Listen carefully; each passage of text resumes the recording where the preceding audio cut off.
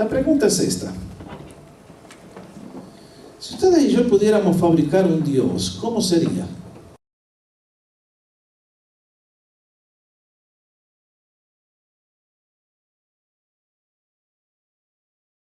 Sospecho que muchos, si pudiéramos elegir un Dios, fabricarlo a nuestro gusto, sería más o menos, a ver, corríjanme, un Dios que tenga mucho poder para sacarme de todos mis problemas, pero que no tenga tanto poder para ser mi jefe. Un Dios que sea justo para llevar a la justicia y condenar a todos los malos y pecadores y que oprimen y que roban y a todos los bandidos.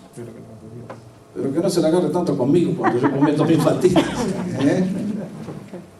Un Dios que me ame siempre, que me acepte siempre, que comprenda todos mis dolores, que me cubra, que me proteja.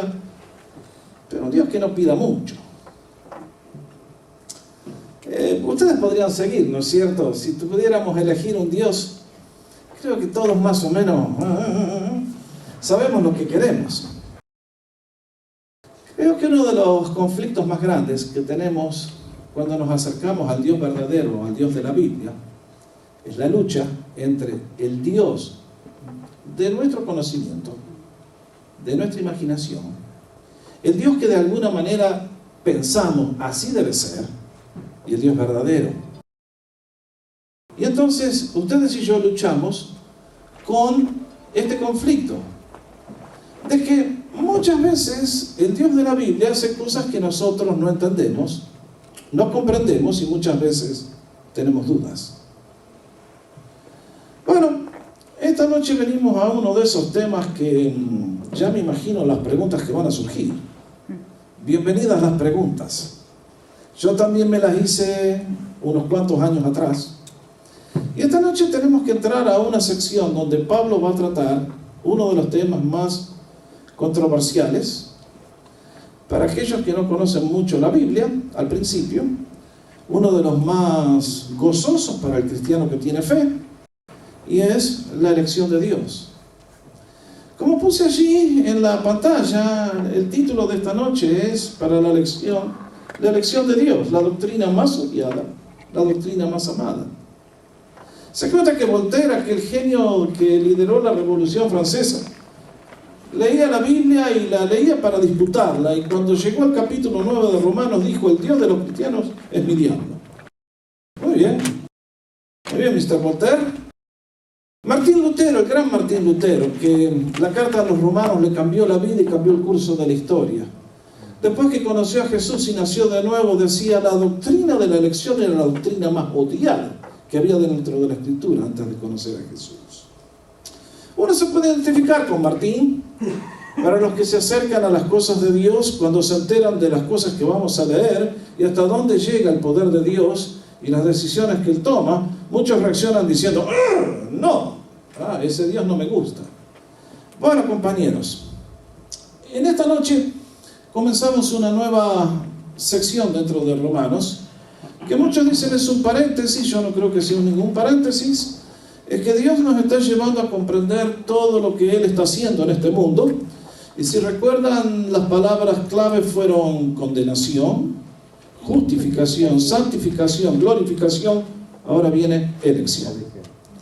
Y les recomendaría que esta noche, o en algún momento, si tienen ganas, lean el bloque, que son los capítulos 9, 10 y 11 de esta carta, porque entonces van a tener una mejor comprensión de lo que Pablo está tratando. Hoy introducimos el tema, luego él nos va a mostrar las implicaciones que tiene y va a contestar la mayoría de las preguntas que estoy seguro que van a surgir esta noche. Ahora, antes de tratar un tema como este, permítanme darles algunas sugerencias. Primero, cuando uno encuentra un tema como este que voy a tratar, hay algunas verdades que ustedes y yo tendríamos que recordar. ¿Cuáles son? Primero, que Dios es infinitamente grande en todos sus atributos. ¿Qué queremos decir? Que Dios es infinito en gloria, en poder, en sabiduría. Que Él es más sabio que todos nosotros juntos y que, como decía Isaías, mis caminos no son vuestros caminos ni mis pensamientos vuestros pensamientos. Así como son más altos que la tierra los cielos, así son mis caminos y mis pensamientos. Dios es mucho más grande que lo que ustedes y yo podemos imaginar y concebir con la mente que Él nos ha dado. Nunca lo olvidemos. Segundo, que cuando Dios se propuso hacer las cosas que hizo, Él tenía muchas opciones. Estoy seguro que deben haber pensado allí cuando estaban los tres solos: ¿cómo vamos a hacer lo que vamos a hacer? ¿Cómo podemos hacer para manifestar nuestra gloria? Y de todas las opciones que se le presentaron, ellos escogieron el plan que le daría a Dios la mayor gloria. Tratan de pensar por un momento, visualízalo si pueden, un momento cuando el universo no existía. Y sin embargo allí estaba Dios, llenando todo. Ok. Y entonces, en los decretos y en los misterios de la Santísima Trinidad, Dios decide crear lo que creó, formar el universo, formar ángeles, crear un planeta súper único y especial como esta Tierra, y sobre él colocar una raza especial que es la raza que tiene la imagen de Dios en nosotros. ¿Sabía Dios todo lo que le iba a pasar? Absolutamente. Es por eso que cuando vengan las preguntas si Dios es injusto, creo que es importante que recordemos que el plan que Dios escogió le costaría a Él el precio más elevado. Revelarnos su gloria y revelarnos su amor, el que más tendría que pagar por ello sería Dios mismo. Por eso, cuando ustedes y yo nos acercamos al Nuevo Testamento y hablamos de elección, quiero recordarles que estamos hablando de elección para salvación. Muchos han tratado de suavizar esta doctrina y dicen: no, Dios no escoge para salvación, escoge para servicio. No lo veo así, de ninguna manera. Dios es Dios, Dios es soberano, Él es Dios, Él es Señor. Él tiene atributos que sobrepasan nuestras capacidades y es nuestra decisión aceptarlos, vivir de acuerdo a ellos, o vivir refunfuñando toda la vida y quejándonos y acusando a Dios de cosas que no son. Cuando digo que Dios escoge para salvación, quisiera presentarles algunas pruebas que están en el Nuevo Testamento y que son más que evidentes. Por ejemplo, 2 Tesalonicenses 2:13 nos recuerda: pero nosotros siempre tenemos que dar gracias a Dios por ustedes, hermanos, amados por el Señor, porque Dios nos ha escogido desde el principio ¿para qué? Salvación. Para salvación, mediante la santificación por el Espíritu y la fe en la verdad. Noten bien que desde el principio, eso hace referencia hasta antes que el mundo existiera. Y Dios, sin embargo, ya tenía hecha elecciones. Otro ejemplo se los puedo dar, está en 2 Timoteo 1:9.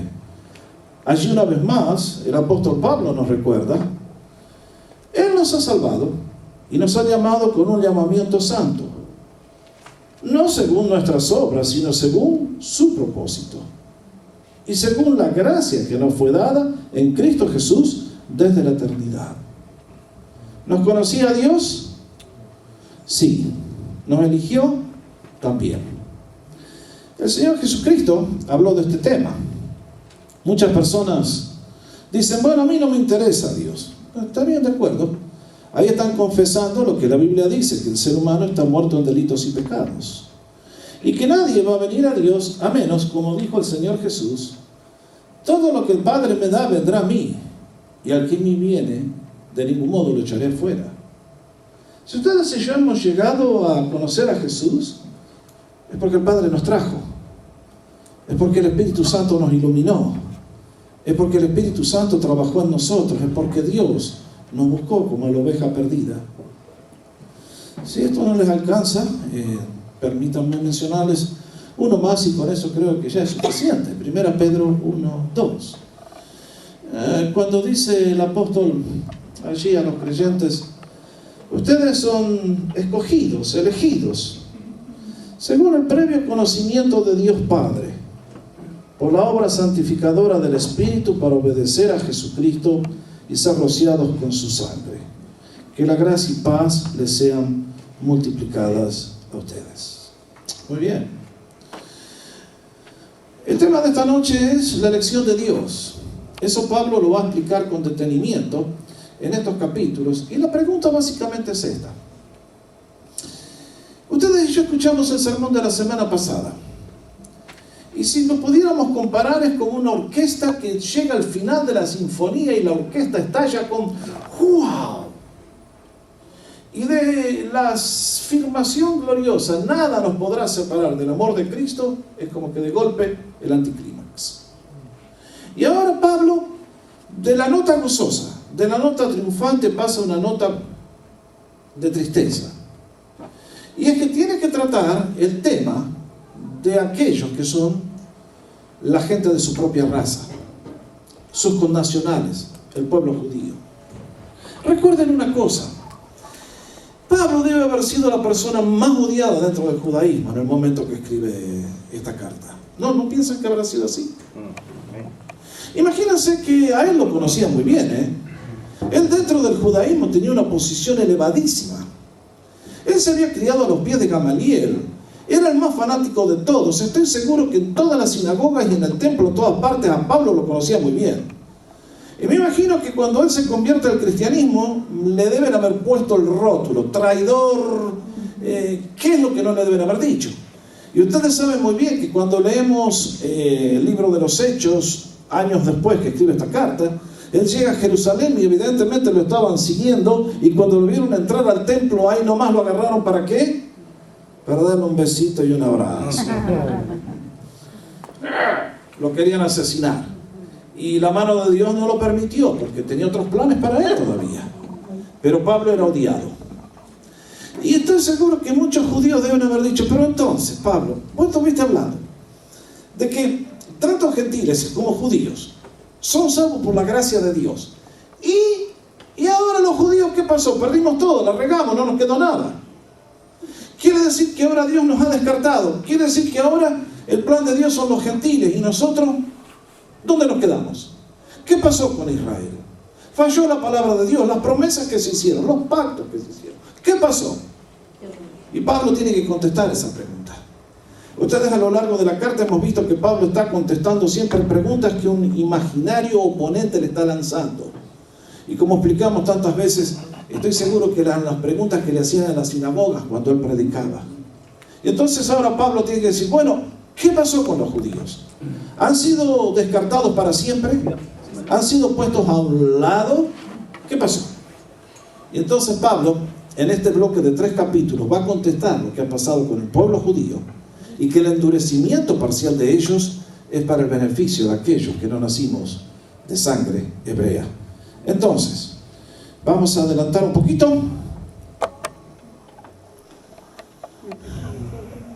Primero, en este párrafo que leímos, del 1 al 13, hay básicamente 2 divisiones.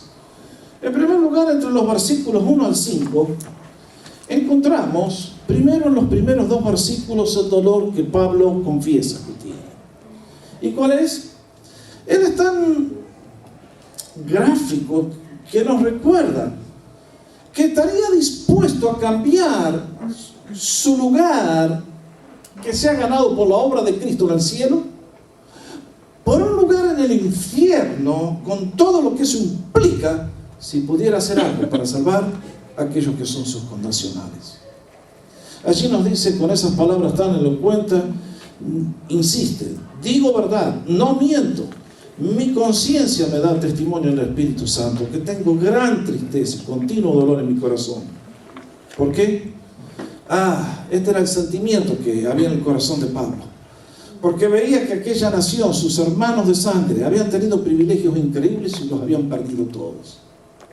Y entonces, en el versículo 3 nos recuerda que no solamente tiene gran dolor, sino un gran afecto por su nación. Porque deseara yo mismo ser anatema. Ustedes conocen ese término. Es un término fuertísimo, es el término maldito. El término que indica algo que no debe ser tocado, sino abandonado, porque es algo... fuera de acá. Entonces, Pablo dice, pero me voy al infierno contento si ellos lograran salvarse. Entregaría mi alma, ¿Y quiénes son? Bueno, sus compañeros de milicia, sus hermanos de sangre, sus connacionales. Y entonces, en los próximos versículos 4 y 5 nos va a dar 8 privilegios que tenía la nación judía, y ojo que todavía los tiene. ¿Cuáles son esos? Bueno, vean la lista ustedes. Allí en los próximos versículos nos va a decir 8 cosas, que son propias del pueblo judío. En primer lugar, la adopción. ¿Qué quiere decir? Que de todas las naciones de la tierra, Dios escogió solamente un pueblo para que revelara su gloria. ¿Cuál era ese pueblo? Israel. Los demás quedaron en tinieblas. Los judíos tenían que llevarle el mensaje de la luz. Segundo, nos dice que suya era también la gloria. ¿A qué se refiere? A que el pueblo que salió de Egipto vio la gloria del Señor en todos los milagros, pero vieron también la presencia del Señor en esa nube que les protegía y en la columna de fuego que les guiaba, y luego vieron el tabernáculo y vieron cómo la nube de la gloria de Dios llegó y llenó ese lugar, y ahí se iba a encontrar con su pueblo. Y luego, cuando el templo fue construido en Jerusalén, una vez más la gloria de Dios llenó ese lugar. Nos dice que a Israel le pertenecían los pactos. Allí menciono, les doy las citas de 3 de ellos. En primer lugar, el pacto que hace Dios con Abraham. A ti te he llamado, tú eres ahora para mí, y voy a levantar una nación que los que la bendigan la voy a bendecir, y los que la maldigan la voy. Dios hizo el pacto del Sinaí, dándoles una tierra, Éxodo capítulo 2. Y en 2 Samuel capítulo 7 está el pacto davídico, cuando Dios le promete a David que desde su descendencia habría de nacer un hijo, que no era el que venía después de Salomón, sino uno que vendría mucho más tarde, algo así como 1000 años, y que a través de él vendría la salvación a la raza humana. Nos recuerda que a través de los judíos vino la ley. Dios le dio al pueblo judío el conocimiento del culto, la verdad, cómo debíamos vivir de una manera buena, noble, con propósito, cosa que los pueblos paganos nunca tuvieron. Quinto beneficio, los cultos en el templo. El ritual del templo era propio de Israel. Todos los demás, si ustedes leen la historia de las adoraciones de los paganos, qué cosa tan horrible, qué cosa tan diferente. Nos dice además que a través de ellos vendría el Mesías. A ellos también pertenecían los padres, y hace referencia a Abraham, Isaac y Jacob. Y en última instancia, en uno de los versículos más lindos que les recomiendo que se recuerden y marquen en la Biblia, especialmente si un día vienen a golpearle la puerta a los testigos de Jehová, Pablo hace esta aseveración que termina con una exclamación de alabanza: vino Cristo, el cual es Dios sobre todas las cosas. Muchos dicen, ¿dónde está que Cristo es Dios? Bueno, acá tiene un versículo excelente para recordarle a alguien que no cree. Cuando Pablo piensa en Jesús, cuando Pablo piensa en Dios y todo lo que Él ha hecho, Él siempre irrumpe en alabanza. Pero entonces ahora nos tiene que empezar a enseñar por qué Dios temporariamente ha puesto al pueblo judío a un costado y ahora se relaciona con la iglesia compuesta por gentiles y judíos. Seguimos adelante.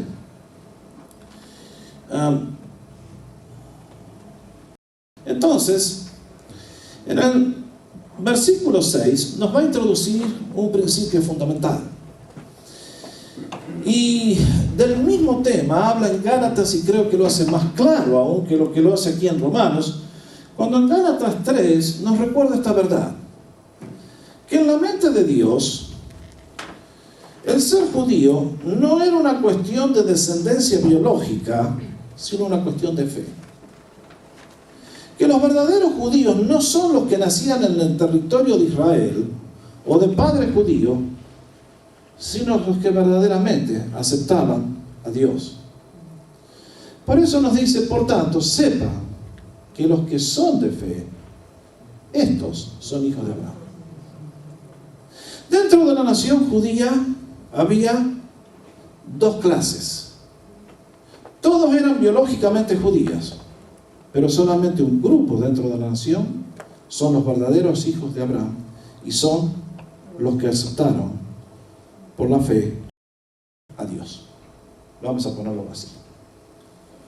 Y entonces nos va a recordar a nosotros que pertenecemos a la familia de Dios y no nacimos en una familia judía, sino que venimos de entre los gentiles.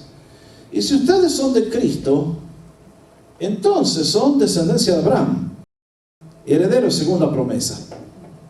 Noten bien el principio. Esto es muy importante. Alguien va a decir, bueno, ¿cuál es la importancia de todo esto? Bueno, Pablo nos va a demostrar que Dios no falla nunca, que dentro de sus planes hay cosas que Él ha establecido y que se van a cumplir.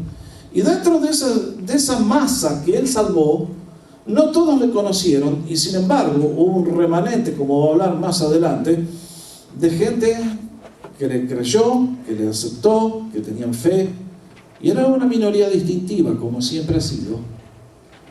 Y por lo tanto, nos dice en el versículo 6, no que la palabra de Dios haya fallado, porque no todos los que descienden de Israel son israelitas.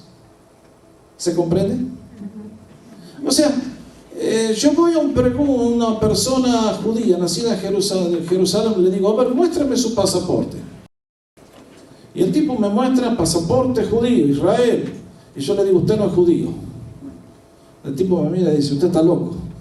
Bueno, de acuerdo al Nuevo Testamento, ¿usted ha aceptado a Cristo Jesús como su Señor? No, entonces usted no es israelita. ¡Oh! Se arma, ¿no? Flor de lío. Pero esto es lo que dice Pablo. Que los verdaderos hijos de Dios, los verdaderos israelitas, versículo 7, ni por ser descendientes de Abraham son todos hijos, sino en Isaac te será llamada descendencia. Esto es, no los que son hijos según la carne son los hijos de Dios, sino los que son hijos según la promesa son contados como descendientes. Bueno, muy bien.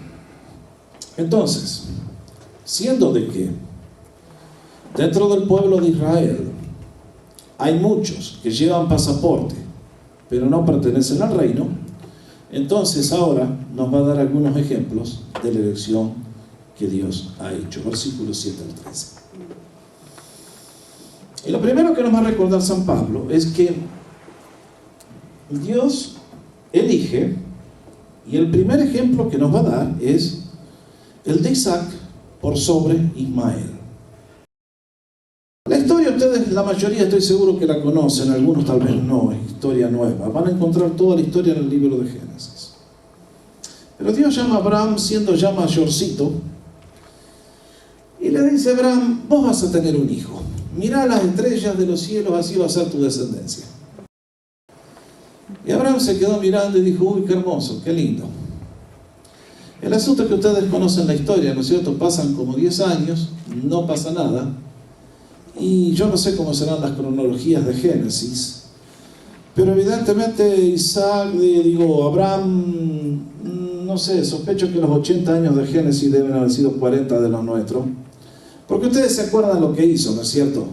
Viendo que pasaba el tiempo y que el hijo no llegaba, entonces habló con Sara y dijo, bueno, muy bien, posiblemente tenemos que darle una mano al Señor, parece que se ha olvidado. Y entonces hizo lo que hizo. Tuvo un hijo con la sierva y así nace Ismael. Esto es un hijo según la carne. ¿Y era este el plan de Dios? De ninguna manera. Dios tenía un plan para su pueblo. ¿Cuál era? Isaac. Que iban a hacer por un milagro del poder de Dios. No iban a hacer por obra biológica de Abraham y Sara. Nos dice San Pablo en capítulo 4 que habían pasado ya la época de concepción y sin embargo, increíblemente, nació Isaac. Ahora, Pablo dice aquí que estando ahora dos hijos y dos naciones que van a descender de los dos, la cosa no iba por el lado que Abraham eligió. Que los planes de Dios se habrían de cumplir no por el hijo que era producto de la inteligencia humana o de la carne, sino que sus planes se habrían de cumplir mediante Isaac, que era el hijo de la promesa y el milagro. Dios eligió. Abraham hizo su contribución y Dios le dijo: gracias, Abraham, hiciste un lío bárbaro. Y hasta el día de hoy vean lo que pasa en el Medio Oriente como resultado de lo que hizo el compañero Abraham. Todo ese conflicto que tenemos viene de una obra de alguien que dijo: voy a ayudar a Dios a ver si necesita de mi sabiduría. Y Dios le dice: no, de ninguna manera. Yo quiero a Isaac, y todos los que yo voy a usar y todos mis planes se van a cumplir en él, porque va a tener que ser para darme gloria a mí, no para gloria a ti, Abraham, aunque vemos que las hormonas te funcionan todavía. Entonces, el segundo ejemplo, el ejemplo de Isaac sobre Ismael, tal vez no se ve ni a nadie le causa mucho problema. Pero la cosa se pone interesante cuando viene el segundo ejemplo. Entonces ahora ustedes conocen la historia de Jacob y Esaú. Porque Isaac, este niño que nace por un milagro y la promesa de Dios, finalmente llega mayor, se casa y ha llegado la hora de tener hijos, y va a venir un par de mellizos, que son Jacob y Esaú, correctamente. Y entonces, en estos versículos encontramos una de las afirmaciones más grandes de lo que es la elección de Dios, y cómo Él, antes que el mundo fuera formado, y cómo Él, antes que mellizos nazcan, y antes que hicieran algo, Él ya tenía un plan. Y no hay nadie que le pueda contradecir. Vean ustedes. Y no solo esto, sino también cuando Rebeca concibió de uno, de Isaac, nuestro padre, pues no habían aún nacido, ni habían hecho ni bien ni mal, para que el propósito de Dios conforme a la elección permaneciese, no por las obras, sino por el que le ama. Se le dijo: el mayor servirá al menor, como está escrito: a Jacob amé, mas a Esaú aborrecí. Cuando uno mira este párrafo, tiene que sacar algunas conclusiones. La primera es que la elección no depende del orden de nacimiento. En todo el sistema judío, el hijo mayor era el que se llevaba la mayor parte de las bendiciones. Era el que se quedaba con las 2/3 partes de la herencia. Era el que pasaba la bendición a los demás. Y Dios, en su soberanía, antes que naciera, dijo: a Esaú no lo quiero. El que me va a servir a mí es Jacob, y a través de él va a pasar la bendición a las generaciones subsiguientes. ¡Wow, Señor! Noten bien que la elección no depende de las obras. Uno podría decir: bueno, cuando Jacob y Esaú después fueron chicos grandes y crecieron, bueno, tal vez Jacob era mejor que Esaú. No. Pablo va a decir: no, un momentito. La elección no depende de las obras. Antes que nacieran, antes que hubieran hecho bien o mal, Dios ya había decidido. La elección responde al propósito de Dios. Él dice: Esaú va a servir a Jacob.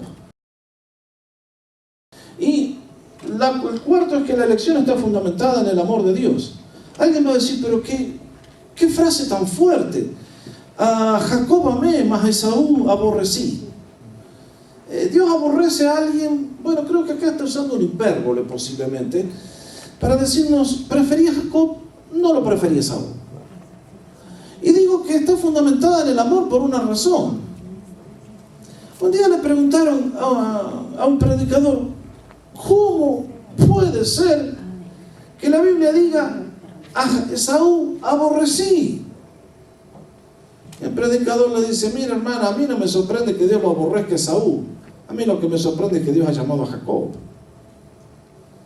Porque si ustedes conocen la vida de Jacob, Jacob no fue justamente el santo más eminente del Antiguo Testamento, ¿no es cierto? Si fuese por obras o algo que hay en nosotros, Jacob fue un pillo como ustedes y como yo, y mucho más avanzado. Él hizo cosas que ustedes saben, todas las que hizo el compañero Jacob. Entonces uno dice: evidentemente, antes que nacieran, Dios ya los tenía escogidos. Cuando uno llega al final de este tema, tiene que decir: pastor, ¿quiere decir que Dios, antes que el mundo fuera creado, ya había elegido a todos? Absolutamente. ¿Y qué implica esto? Bueno, mis hermanos, Busquen 1 Corintios capítulo 1, versículos 26 a 31. Me gustaría que los leamos.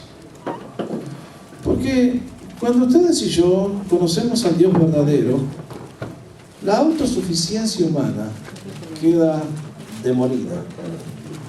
O sea, nadie va a llegar un día al cielo y va a decir, yo creí en Cristo. No va a poner la cosa. Usted, para poder en Cristo, Dios tiene que haberle tocado primero. Si no, usted y yo nos quedamos donde estamos, no respondemos jamás. Por eso, ustedes y yo encontramos al apóstol Pablo diciéndonos, a partir del versículo 26, pues miren, hermanos, vuestra elección. Algunas Biblias por ahí dice vocación, otros dicen llamamiento. Ponga la palabra elección. Que no son muchos sabios según la carne, ni muchos poderosos, ni muchos nobles, sino que lo necio del mundo escogió Dios para avergonzar a los sabios. Y lo débil del mundo escogió Dios para avergonzar a lo fuerte. Y lo vil del mundo y lo menospreciado escogió Dios, y lo que no es para deshacer lo que es, a fin de que nadie se jacte en su presencia. Mas por Él están ustedes en Cristo Jesús, el cual nos ha sido hecho por Dios sabiduría, justificación, santificación, redención, para que, como está escrito, el que se gloría, gloríese en el Señor. Amén. Mis hermanos, nadie va a poder decir un día en el cielo, yo llegué acá por algo que yo hice. Un día le preguntaron a un hombre, ¿qué tuviste vos que hacer para ser salvo? Y contestó, lo único que pude hacer yo para ser salvo fue pecar. Y tenía razón. Todo el resto viene de Dios. Nosotros hicimos la parte destructiva. La salvación, aprendió Jonás en el vientre de la ballena, pertenece al Señor, de principio a fin. Usted esta noche está aquí, está salvo. Mire para atrás y va, si usted es honesto, va a tener que reconocer que usted no hizo nada para buscar a Dios. Usted más vale andaba escapando, puso mil excusas y miles de razones para no creer y para no aceptarle. Pero Dios ganó la batalla y finalmente mansito se lo trajo a las redes. Amén.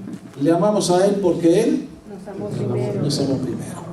Por lo tanto, yo no fui tan malo como algunos de ustedes. Nací en un buen hogar cristiano, así que no cometí ninguno de esos pecados que los predicadores condenan. Y sin embargo, queridos, tengo que mirar hacia atrás y decir, yo, al igual que todos, Dios estuvo trabajando en mí desde niño y me trajo al punto de la salvación. Y cuanto más conozco el plan de Dios, más gracias le doy, porque veo que fue todo su plan, su obra, su elección. Segundo, la doctrina de la elección debe llevarnos a la gratitud. Como les dije al principio, Dios escogió el plan que escogió. En el día de hoy hay millares de personas y millones que no le conocen, no le invocan, no son salvos. Y cuando Pablo va a cerrar esta sección, termina con una exclamación de alabanza que verdaderamente vale la pena leer, cuando nos dice allí de manera muy elocuente, después de ver y repasar todo lo que Dios ha hecho, oh profundidad de las riquezas de la sabiduría y del conocimiento de Dios. Cuán insondables son sus juicios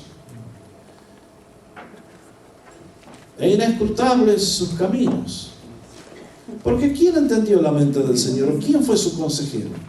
¿O quién le dio el primero para que le fuese recompensado? Porque de Él y por Él y para Él son todas las cosas. Él sea la gloria por los siglos de los siglos. Amén. Cuando alguien escucha la doctrina de la elección, empiezan las preguntas. Entonces, ¿por qué? ¿Por qué si Dios eligió, por qué condena? Eso es para el próximo viernes. Lea el próximo párrafo que sigue. Pero lo que estamos diciendo es esto. Hay muchas personas que nos van a decir, pero pastor, entonces, si Dios eligió para salvación, ¿dónde queda el libre albedrío?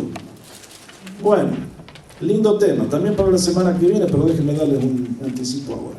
Miren, ustedes y yo tenemos libre albedrío en algunas cosas.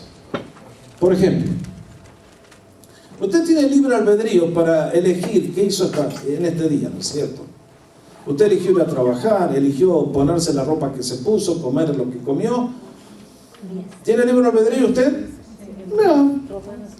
Pero las cosas del Espíritu, el ser humano no tiene absolutamente nada de libre albedrío. Efesios capítulo 2, versículo 1 nos recuerda: ustedes estaban muertos en delitos y pecados. El ser humano por sí mismo no tiene la más mínima inclinación para buscar a Dios. El ser humano por sí mismo no busca a Dios, no hay nada en él que lo lleve. Hay unos que dicen: tenemos la chispa divina. No es cierto. Cuando el espíritu humano quedó vacío por el pecado, quedamos muertos para siempre. Es Dios el que tiene que hacer todo. Por eso, ahora que usted mira para atrás y ve cómo Dios le trajo y le salvó, póngase de rodillas y dele gracias, porque usted no sirve a un Dios fabricado por usted, sino a un Dios muy grande, y en sus propósitos eternos le eligió a usted y a mí para salvación. Eso demanda gratitud de nuestra parte, siempre. ¿Por qué me eligió a mí? Yo le dije hace un rato que yo era un santito.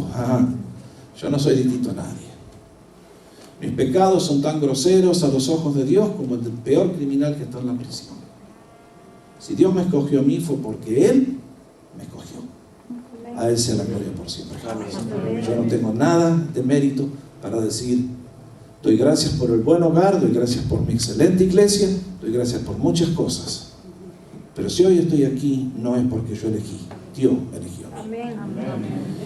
Lo otro es que la doctrina de la elección nos debe llevar a servir a Dios con fervor y con gratitud. ¿Por qué? Porque ya me imagino lo que van a decir algunos. Bueno, si Dios ya tiene elegido, ¿para qué predicar? Ya está. Un día, el que comenzó el movimiento misionero allá por 1700 se llamaba William Carey. Vivía en Inglaterra, era un hombre muy humilde. Y sintió que Dios le decía: tenés que ir a predicar a la India. Y cuando fue a decirle a los ancianos de la iglesia que él se quería ir a la India, le dijeron: Señor, si Dios quiere salvar a los de la India, los va a salvar a ellos sin su ayuda. Así que quédese acá en Inglaterra. Menos mal que William Carey entendió lo que estábamos hablando y dijo: señores, Dios para salvar a alguien lo va a tener que salvar a través de su palabra. No hay otro medio. Nosotros predicamos el Evangelio porque yo no sé quiénes son los que Dios ha elegido para salvación. ¿Lo saben ustedes? No. ¿Alguien ha podido subir al cielo y abrir los libros de Dios y decir: fulano de tal, sí, el otro no? No. Ustedes y yo predicamos a todos los sedientos: vengan a las aguas, creen en el Señor Jesucristo y serán salvos. Ese es el modelo del Nuevo Testamento. ¿Quiénes responden? Los que Dios toca. Alguien va a decir: pero entonces dejemos de orar por las personas para que se salven. De ninguna manera. El que necesita orar es usted para ser transformado a la imagen de Cristo. Y ustedes y yo, nos ha dicho Dios: ustedes trabajen conmigo. Y hay cosas que no nos corresponde a nosotros discutir. Es solamente cuestión de obediencia. Y es entonces cuando ustedes y yo decimos: Señor, haz algo por esta gente. Y en el proceso Dios nos cambia a nosotros. Alguien va a decir: pero pastor, entonces la oración trae el mejor beneficio para usted y para mí. Sí, al terminar ahora confío decirle esto y espero que se acuerde. Si se acuerda de esto, es lo mejor que se puede llevar de la noche. Ustedes y yo llegamos a ser como el Dios a quien adoramos, ¿correcto? Hay gente que adora al Dios falso y llegan a ser como el Dios falso. Hay jóvenes que adoran la pornografía y llegan a ser como lo que adoran. Allí frente a la pantalla se postran y luego hacen las cosas que hacen. Hay gente que adora a Satanás y entonces luego hacen las cosas que hacen. Ustedes y yo adoramos a Jesús y luego hacemos las cosas que Jesús nos manda hacer, y en el proceso llegamos a ser como Él. Por eso, la oración tiene muchas funciones. Nuestra misión es orar al Señor, es predicar su palabra, ser fieles en la tarea y luego decir: Señor, acá tienes mucho pueblo elegido para la vida eterna, tráelos a tu casa, tráelos a tu reino, y de algún día, de alguna manera, que es muy misteriosa, tú nos vas a dar una recompensa que yo no puedo entender. ¿Por qué me la das? Pero es el beneficio nuestro y el privilegio de servir a Dios, ser sus colaboradores y servir a Él. Alguien me va a decir: ¿por qué hay tanta gente que no responde? Les dejo la respuesta a ustedes. Por eso que enseñamos, cuando estamos reunidos en el nombre del Señor, hay lucha espiritual, muy grande. Y yo no sé cómo funcionan todas las cosas. Estas cosas no están escritas en ningún lugar. Dios quiere extender su mano, Dios quiere salvar a todos, pero Él tiene sus planes. Y por eso, tantas veces, mientras la invitación se hace, muchos quedan indiferentes y dicen, yo no necesito a Dios. Pero notable es esto, que cuando uno dice que Dios elige para salvación, entonces dice, Dios es injusto. Bueno, aceptar al Señor y sos uno de los elegidos. No, eso no me interesa. Eso es complicado, hermanos. Si usted tiene un Dios que no le gusta la doctrina de la elección, fíjese qué tipo de Dios adora. No sea que sea uno de su propia fabricación y un día se quede solo. Por lo tanto, en esta noche, Romanos nos enseña lo que es un tema muy vasto, muy profundo. Vienen preguntas mucho más complicadas en la próxima semana. Así que lean el párrafo y demos gracias al Señor que pertenecemos a su familia. Fue todo por gracia, para que la gloria sea de Él. El Señor les bendiga en esta